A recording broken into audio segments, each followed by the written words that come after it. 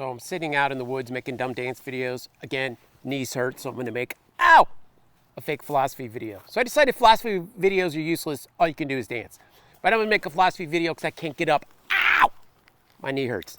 And this is the question. Is Bertrand Russell an idiot?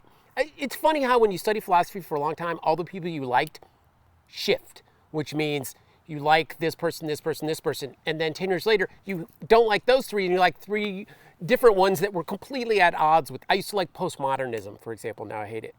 Not like Ayn Rand hate it, but I kind of think it's sophistic. I just made that word up. But this is the thing about Bertrand Russell. So I stumbled on another dumb paragraph from him today. For some reason, I get him in Facebook. I get all these Russell quotes in Facebook. And there's always dumb ones. But the one today was that you can read Plato and Aristotle, but it has no context for today. So his main point in the paragraph, I think it was like 3 paragraphs. His main point was you have to understand science to understand philosophy today. So this was 1920, 1930, something like that.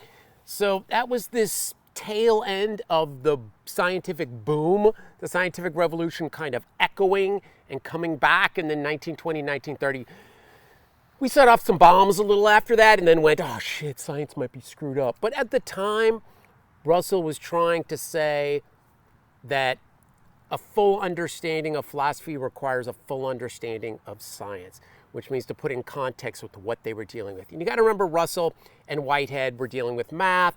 Russell was trying to contact Einstein about physics. They were on this cusp of understanding the theory of relativity. Russell wrote a book called The ABCs of Relativity. I tried to read it. It was kind of dumb. Here's my point. My point is this was the nail in the coffin for the overtaking of philosophy by scientific epistemology. I don't know what that word means. And again, I can tell you my thesis, which is that philosophy used to be open. It used to be open to exploring and understanding and redefining what it means to even know. And the paradoxes inherent in knowing were in some sense inescapable and what you dealt with. Science concretized that. Again, another word I don't know.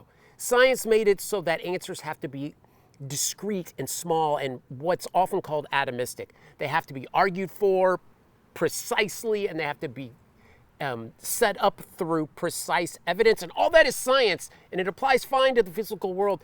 And you have a problem with it when you apply it to things like consciousness, and that's what people do. And that's what's gotten scientists in trouble, but they don't know it. That's what's gotten philosophy ruined. And that's in some sense what's reinforced religion.